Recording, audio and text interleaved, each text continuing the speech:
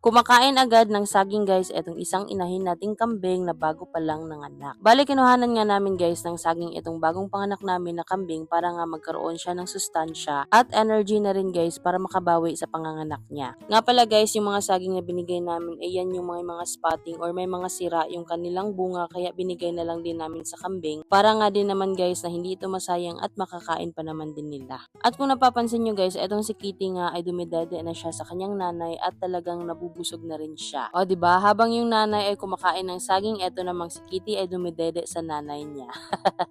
Tulad nga ng sinabi ko guys, nung nakaraan ay hindi nga muna namin pinapalabas itong aming mga kambing na bagong panganak para nga maiwasan guys yung pagkakaroon namin ng problema na paghahanap sa mga iilan nating bisiro. Na-experience nga kasi namin dati guys na kung saan pinalabas namin yung bagong panganak na bisiro at nagkataon na yung bisiro ay natutulog na kung saan hindi mahanap ng kanyang nanay. Kasi nga din naman guys, yung nanay niya ay nawili sa pagkain ng mga damo sa pastulan. Kaya mula noon guys ay talagang hindi kami nagpapalabas ng mga ganitong edad na kung saan panay pa rin yung kanilang pagtulog. Ang hirap pa namang maghanap guys sa nakatagong bisiro.